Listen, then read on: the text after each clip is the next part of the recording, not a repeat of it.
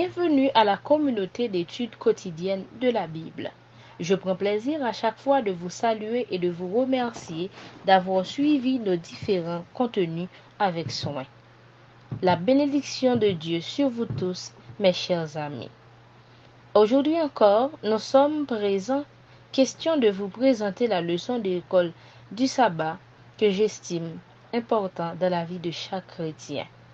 Déjà, bonne écoute et bonne compréhension à vous tous. Nous prions le Seigneur. Nous te rendons grâce au Père pour ta grâce envers nous manifestée. Merci de nous avoir permis de traverser une agréable semaine. Et merci de nous avoir permis aussi de traverser une agréable soirée. Tandis qu'en ce matin, nous sommes présents en vue d'étudier ta parole. Nous te demandons de nous donner ton Esprit Saint afin que nous puissions comprendre, partager et le plus important de nous préparer pour ton retour en gloire. Fais du bien à notre âme, écoute notre prière, pardonne nos péchés au nom de Jésus. Amen. Nous étudions cette semaine la leçon 5 qui a pour titre « La foi contre toute attente ». Et le verset à mémoriser, « Je serre ta parole dans mon cœur afin de ne pas pécher contre toi ». Psaume 119, verset 11. Hier, nous avons pris du temps de définir la foi. Nous avons dit que la foi est une ferme assurance des choses qu'on espère, une démonstration de celles qu'on ne voit pas. Et le titre d'aujourd'hui, c'est bien la parole de Dieu seule.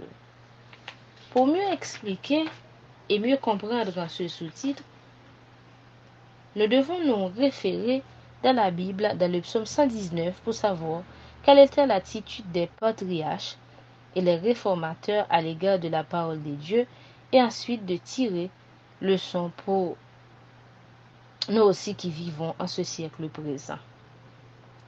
À travers ce psaume, nous voyons que le psalmiste David avait comparé la parole de Dieu avec le miel et de l'or.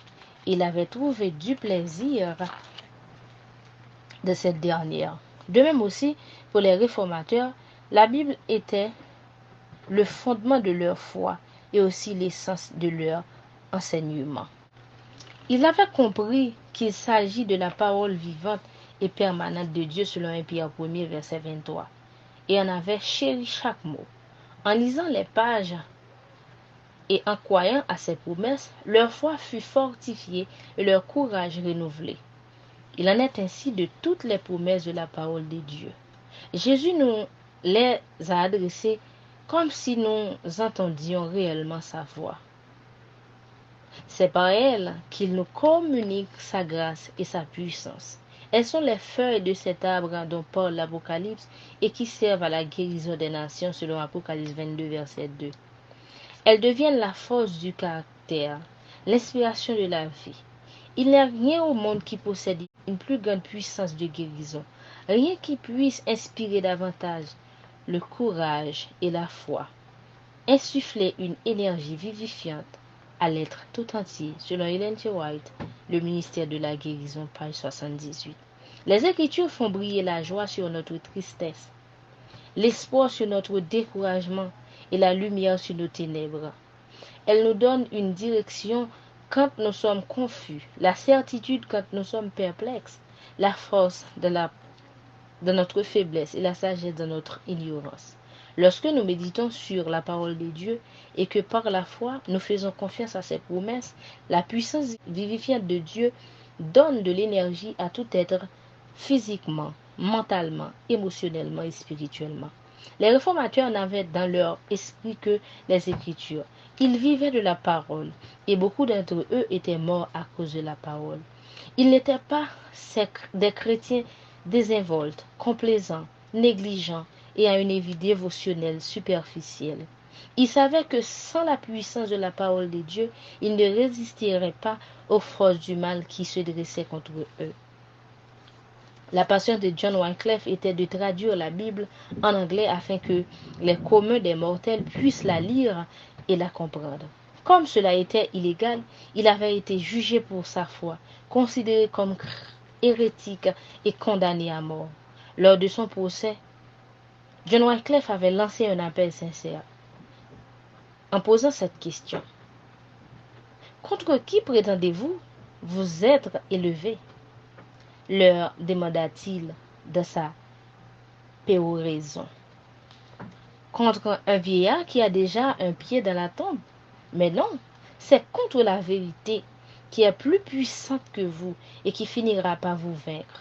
Selon Ellen G. White, La tragédie des siècles, page 77. Les dernières paroles de John Wycliffe s'étaient concrétisées lorsque la lumière de la vérité de Dieu avait dissipé les ténèbres du Moyen Âge. Et vous, chrétiens d'aujourd'hui, en quoi prenez-vous du plaisir? Aurez-vous le courage de défendre la parole de Dieu quand le moment de trouble arrivera? Avez-vous suffisamment de bagages spirituels comme les réformateurs et les apôtres d'autrefois pouvant vous aider dans la course? Si vous voulez défendre la vérité de Dieu et être puissant spirituellement, vous devez croire à la parole de Dieu uniquement et aussi comme étant la seule source de vérité, de l'étudier chaque jour afin d'y parvenir. Notez ceci, nous sommes dans une grande lutte, non une lutte physique, mais spirituelle, qui a pour Satan comme chef, et que seules les personnes qui s'attachent à Dieu, bien qu'invisibles, pourtant visibles par la foi, auront la victoire et la couronne de vie. Défendons la vérité, quoi qu'il arrive. C'est là que s'achève la leçon d'aujourd'hui. Nous vous remercions pour votre écoute. Le rendez-vous, c'est pour demain, pour une nouvelle leçon. Pour mettre terme, nous prions le Seigneur. Merci Seigneur pour ta parole. Merci pour ton Esprit Saint qui nous éclaire chaque jour. Cette parole qui nous donne vigueur spirituelle et physique afin que nous puissions vaincre les difficultés de la vie. Nous te demandons de nous aider à les pratiquer dans notre vie, de nous préparer pour le royaume à venir. Fais du bien à notre âme avec le pardon de nos péchés au nom de Jésus. Amen.